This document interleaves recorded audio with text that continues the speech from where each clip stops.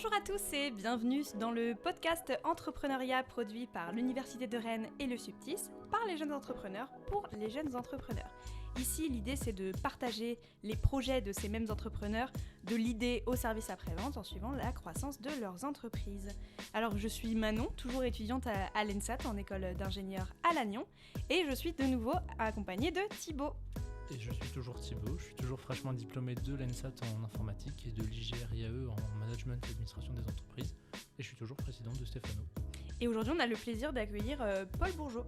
Bonjour Paul. Bonjour, moi je me présente du coup Paul Bourgeot en 3e année de MMI à Lannion, en BUT MMI.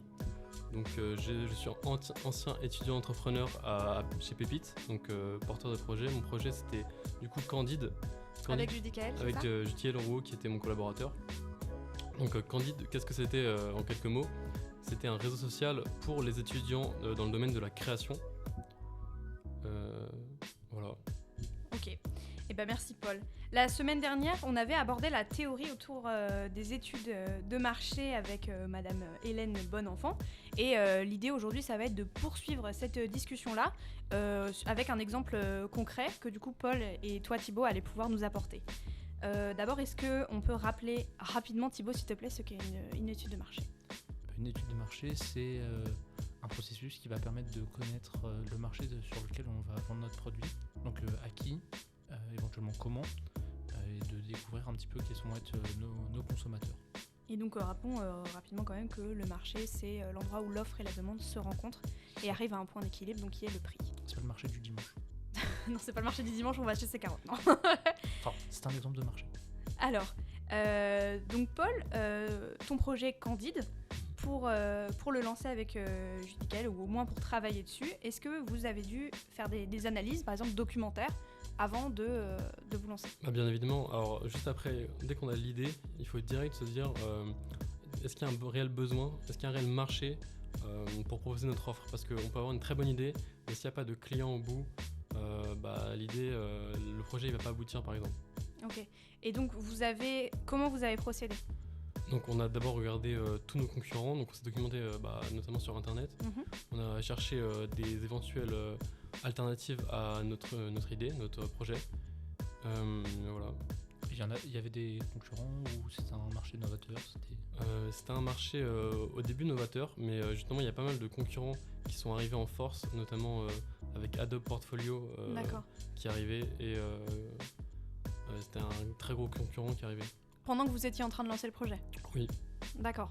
Et ça vous a compliqué la vie un peu, j'imagine ?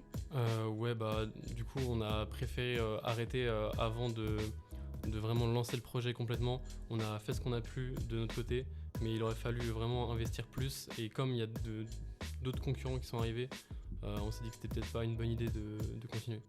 Ok. Et toi Thibaut, t'as pu réaliser cette analyse documentaire aussi ? On en a fait une, mais très très très vite survolée. Je sais que pour la deuxième étude de marché qu'on a fait, elle a été faite un petit peu plus sérieusement. Mais parce que notre but, nous, c'était vraiment d'aller très rapidement voir des clients, d'avoir le retour des clients parce que c'est ce qui compte le plus. Donc, l'étude documentaire a été bien survolée, faite quand même, mais pas follement. Et du coup, on voit quand même qu'il y a deux approches qui sont totalement différentes. C'est-à-dire que toi, Thibaut, t'as voulu tout de suite aller vers le client. Et toi, Paul, vous avez plutôt analysé énormément les concurrents avant de vous lancer. Comment ça s'explique, ces différences-là ? Mais je pense qu'au final, c'est une meilleure stratégie d'aller directement chercher le client, parce qu'on peut vraiment se donner une idée, alors qu'étudier le marché de loin, on se donne une idée de loin, mais on n'est pas sur le terrain directement. Donc c'est pas forcément le mieux. Ok. Je sais pas si c'est une meilleure idée que ça. Ça dépend du projet. Oui, ça va dépendre du projet, ça va dépendre de la philosophie de la personne en face. Après cette analyse documentaire, les concurrents, etc., on l'a quand même faite, mais plutôt a posteriori. Puis aussi elle a été faite de manière indirecte au cours des entretiens qu'on a pu avoir avec des clients qui nous ont dit « Ah mais moi j'utilise déjà cette application-là ». Et donc quand on parle d'études de marché et précisément de l'analyse préliminaire, on va parler de micro-environnement, de macro-environnement de l'entreprise. Quels outils vous avez pu utiliser pour faire vos études de marché ? Alors je sais que on a utilisé des outils comme tout simplement on a recherché sur Google, etc., nos différents concurrents. Mais je sais que maintenant, il y a pas mal d'outils, et d'IA notamment, qui permettent vraiment d'approfondir cette étude-là et d'aller beaucoup plus loin dans la recherche. Et dans les outils plutôt de type managérial, est-ce que vous avez par exemple fait du PESTEL, donc on évoquait au dernier épisode, du SWOT, des canvas, des choses comme ça? Peut-être définir le SWOT parce qu'on n'en a pas Oui, parlé la dernière fois. c'est vrai qu'on n'a pas parlé du SWOT la dernière fois. Bah écoute Thibaut, je te laisse la parole là-dessus. Et du coup, le SWOT c'est 4 lettres, je vais le faire en français parce que mon accent anglais, voilà. Ah bah, je peux le faire en anglais si tu veux. Non, mais en gros, SWOT c'est 4 lettres, le S c'est pour les forces, le W c'est pour les faiblesses, Weaknesses, le O c'est pour opportunities, opportunities, yes. et le T c'est pour menaces. Threats. Et l'idée c'est que les 2 lettres qui correspondent au S et au W, c'est par rapport à l'entreprise elle-même, en interne, enfin l'entreprise ou le projet. Donc quelles sont nos forces, nos compétences, C'est ce ça qu'on que- peut en apporter au interne, marché. quelles vont être nos forces et nos faiblesses. Par exemple, je sais pas, j'ai un projet ultra technologique, le fait d'avoir un chercheur ou ok. quelque chose comme ça va être une force, ou alors au contraire si Si on n'en a pas. on est commercial, ça va être une faiblesse. D'accord. Et après on va à la partie opportunité menace, là c'est par rapport au marché, par rapport aux autres. Par exemple, il y a beaucoup de concurrents, c'est une menace. Il y a des barrières à l'entrée parce que les prix pour accéder au marché sont hyper élevés, c'est une menace. Barrière à l'entrée pour ceux qui ne connaissent pas. Ça va être un ensemble de mesures, donc ça peut être des prix très élevés pour entrer sur le marché. Ça peut être des brevets qui sont possédés par nos concurrents que on va pas pouvoir exploiter. Qui empêche un acteur de rentrer sur un C'est ça. marché. Mais c'est un peu le jeu du chat et de la souris, toujours au niveau des opportunités et des menaces. Et au contraire, on a un produit ultra novateur. C'est à la fois une opportunité parce qu'il n'y a personne qui le fait. D'un autre côté, c'est aussi un peu une menace parce que s'il n'y a personne qui le fait, On n'est pas sûr qu'il y aurait de la demande. Voilà, c'est ça. D'accord. Et donc après avoir défini ce qu'était le SWOT, Paul, tu as pu utiliser ces outils-là? Oui, on les a forcément utilisés au début parce qu'on est assez sensibilisé à l'utilisation de ces outils, notamment dans notre formation. En MMI, on a une grosse partie marketing où on nous a rabâché ces outils-là. Donc forcément, on les a fait au début, mais je pense qu'on ne s'est pas vraiment rendu compte de l'utilité qu'ils avaient, comme on les a fait un peu par automatisme. Mais ensuite, on s'est vraiment rendu compte que c'était vraiment utile et qu'il fallait quand même garder ça dans un coin de la tête plus tard dans le projet. Et le fait de concrétiser finalement ces outils-là au cœur d'un projet, ça t'a permis de voir à quoi ça pouvait réellement servir du coup. Ouais, parce que ça c'est vraiment utile, parce que dans les cours par exemple, on est sur des projets fictifs où par exemple on se rend pas vraiment compte à quel point ces outils ils peuvent nous aider. Et là forcément on a vu tout de suite les différents avantages que ça pouvait avoir. Ouais. Et toi Thibaut? Moi, c'est un peu la même chose. Je les ai vus en cours, le SWOT, etc. Je me suis dit, ok, super, c'est bien, c'est des outils en plus, c'est des matrices à remplir, cool, trop bien. C'est pas vrai. Et après, quand j'étais sur mon projet, je me suis dit, merde, en fait, c'est vraiment utile comme truc. Maintenant, je m'en sers plus trop, mais j'ai un peu. Mais c'est quelque chose qui devient un peu automatique, quoi. C'est un fonctionnement que j'ai un peu intériorisé. Et le SWOT, pour en redire quelques mots, pour moi, c'est un peu. Je vois ça un peu comme l'équivalent d'un bilan de compétences pour un être humain. Là, c'est un peu le bilan de compétences du projet. Enfin, c'est un peu la même idée. Ok. Et donc, toi, Thibaut, tu as lancé ta société. Enfin, la société a été immatriculée il y a peu de temps. Est-ce que selon toi, l'étude de marché est un outil qui est réellement utile? Est-ce que c'est un vrai investissement qui est nécessaire? Pour moi, c'est complètement nécessaire parce que si on fait pas d'études de marché, on peut pas être sûr qu'il y a des gens qui vont acheter notre produit. D'accord. Donc, si on se lance dans un projet sans être sûr qu'il y a des personnes qui peuvent être potentiellement intéressées, on se lance à corps perdu dans quelque chose d'impossible. Ok, donc là, ça permet de se rendre compte de la faisabilité du projet, quoi. C'est ça. Si on a fait des ateliers et puis à un moment on nous a dit non, en fait c'est pas du tout ce qu'on attend, ça sert à rien de persévérer dans cette voie-là puisque les gens ne veulent pas de ça.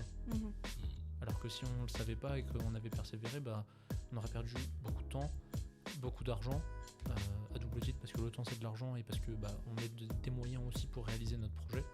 Donc ça aurait été du gâchis de bout en bout. Et si on parle un peu méthodologie, je me tourne plutôt vers toi Paul. Comment est-ce que vous vous êtes organisé pour faire cette étude de marché là? Est-ce que vous avez réparti les tâches? Est-ce que vous avez compté sur les compétences de chacun? Comment vous avez fait? Alors au début on s'est réparti les tâches pour gagner du temps et après on s'est quand même assez souvent concerté pour voir ce qu'avait trouvé l'autre, etc. Pour pouvoir vraiment échanger sur les recherches. Ok. Et donc sur l'épisode précédent, on parlait avec Hélène et même là à l'instant de mettre le client au centre de toutes nos actions. Donc il y a des études terrain aussi qui peuvent rentrer dans les études de marché, des focus group peut-être, des choses comme ça. Est-ce que tu peux nous en dire plus, Thibaut ? Ouais, tout à fait. Comme on disait avec Hélène, il n'y a pas forcément une étude de marché, mais il y a des possibilités de faire des études de marché qui vont prendre différentes formes. La partie documentaire, la partie quali, la partie quanti, et puis après on peut le faire sous différentes formes. Un entretien, on va pouvoir le faire en face à face avec un client, ou alors on va pouvoir constituer un groupe pour voir ce qui émerge de ce groupe-là aussi, avec des gens qui vont potentiellement être acheteurs, d'autres qui finalement ne seront pas acheteurs, mais on va pouvoir comprendre pourquoi ces gens-là ne seront pas acheteurs pour pouvoir avoir des leviers sur lesquels agir derrière. Donc il y a plein de façons différentes de faire les choses. Il faut trouver celle qui nous convient nous en tant qu'entrepreneurs, et celle qui convient aussi à notre projet. Ok. Et pour poursuivre sur ce thème clientèle, Paul, est-ce que avec les camarades avec qui tu as travaillé sur Candid, tu as pu rencontrer des clients potentiels ou travailler avec des potentiels utilisateurs ? Il faut savoir que tout d'abord, nous on était les premiers clients potentiels parce que c'est un problème qui nous a touché nous. Donc, mais après, quand on a un problème qui nous touche nous, il faut ensuite regarder si ça touche d'autres personnes. Donc c'est là que l'étude de marché rentre en compte. Et on s'est rendu compte que de pas mal d'étudiants autour de nous avaient ce même problème, mais ils utilisaient du coup des solutions qui faisaient pas totalement ce qu'on voulait faire, mais qui remplissaient un peu quand même les cases. Mais pas toutes. Mais pas tous. Et donc vous avez pu échanger avec ces étudiants-là qui rencontraient ce même problème ? Oui, on a beaucoup échangé avec eux, on leur a montré même des maquettes plus tard dans l'avancement du projet, et ils nous ont vraiment fait des retours qui étaient assez intéressants. Ok. Et comment on se sent face à la critique quand on est entrepreneur ? Parce que j'imagine qu'il n'y a pas eu que des retours positifs. Du coup, on se remet pas mal en question. Des fois, justement, au contraire, la critique nous a fait ouvrir de nouvelles portes dans notre design. Et on s'est vraiment rendu compte que certains réfléchissaient d'une manière qui était hyper intéressante. Donc, à ce niveau-là, c'est que du bonus. Ok. Que du plus.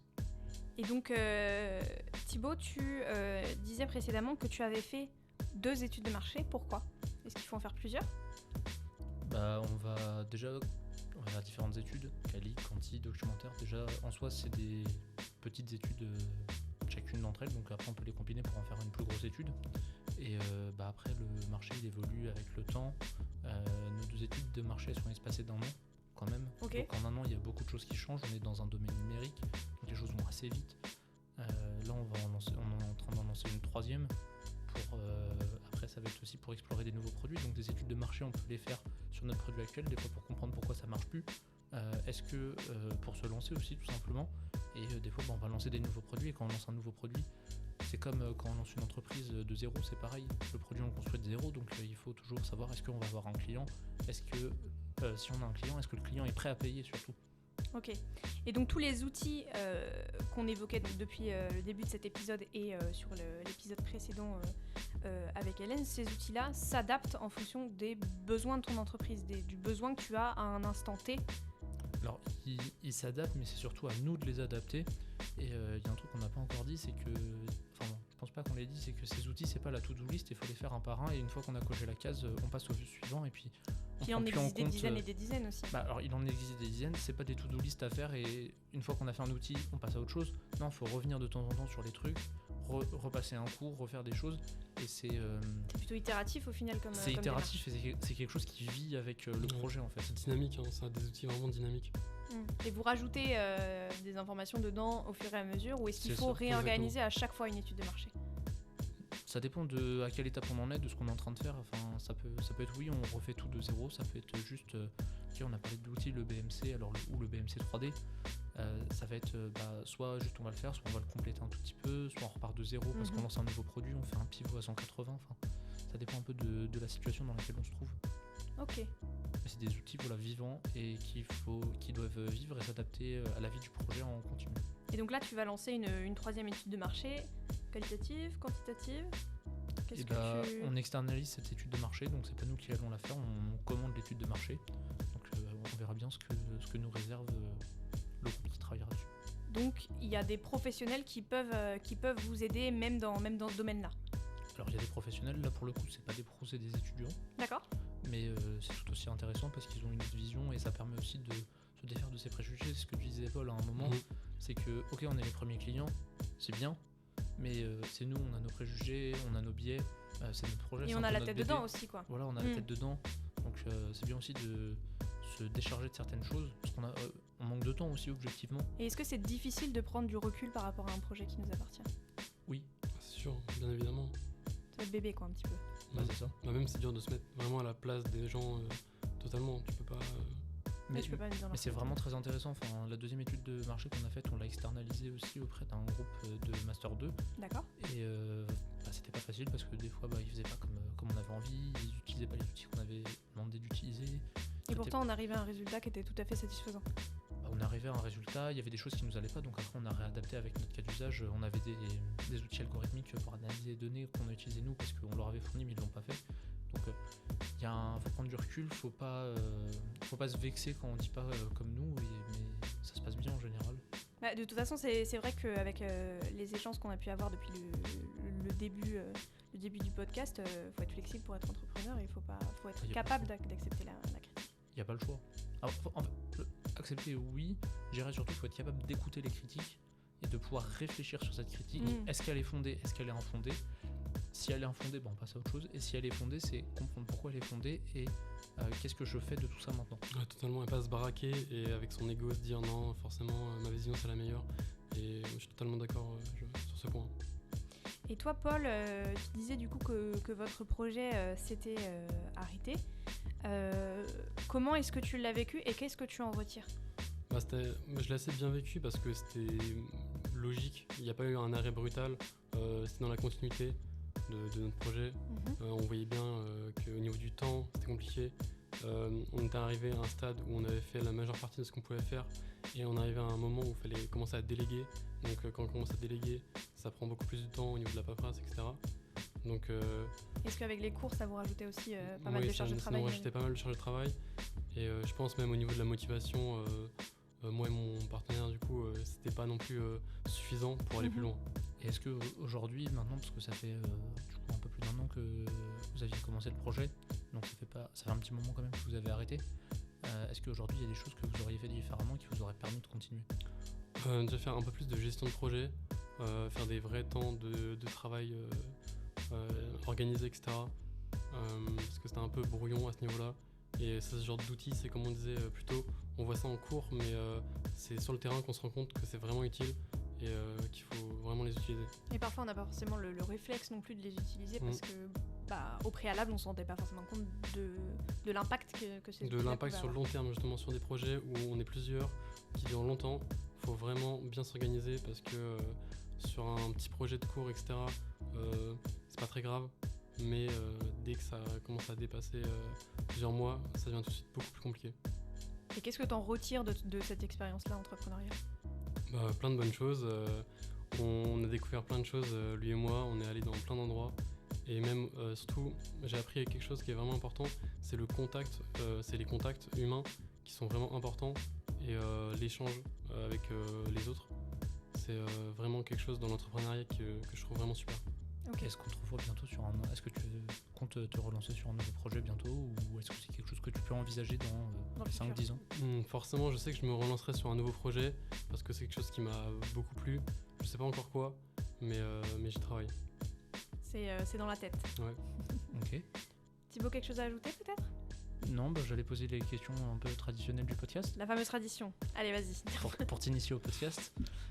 Du coup, première question, si tu avais un conseil à donner à un jeune qui envisage d'entreprendre ou qui a commencé à entreprendre mais qui débute tout juste, qu'est-ce que ce serait pour toi le conseil indispensable? Ce serait réfléchis pas trop, lance-toi et tu verras après comment ça se passe. Il y en a vraiment, ils sont sur leur projet, ils réfléchissent à plein de choses, s'il y a ça, et au final, ils se lancent pas vraiment. Alors qu'il faut vraiment pas hésiter à avoir du culot et aller et proposer ses idées, etc. Et c'est la meilleure chose à faire, je pense. Ok. Deuxième question, du coup, est-ce que tu as des actualités à nous partager ou des choses dont tu veux nous faire part? Non, pas spécialement. Pas spécialement. Ok. Écoute, merci Paul. Merci Thibaut. Si vous avez apprécié ce podcast, donc je vous invite à liker, à le liker et à le partager éventuellement à ceux que ça pourrait intéresser. La semaine prochaine, on va avoir de nouveau une discussion théorique autour du prototypage. Et merci encore à vous deux. Merci Manon, merci Paul, et puis merci à nos partenaires, donc l'Université de Rennes, l'ENSAT, la Fondation Rennes 1, le Pépite Bretagne et Anticipa qui nous permettent de faire cet épisode. À bientôt. Et à la semaine prochaine. À bientôt.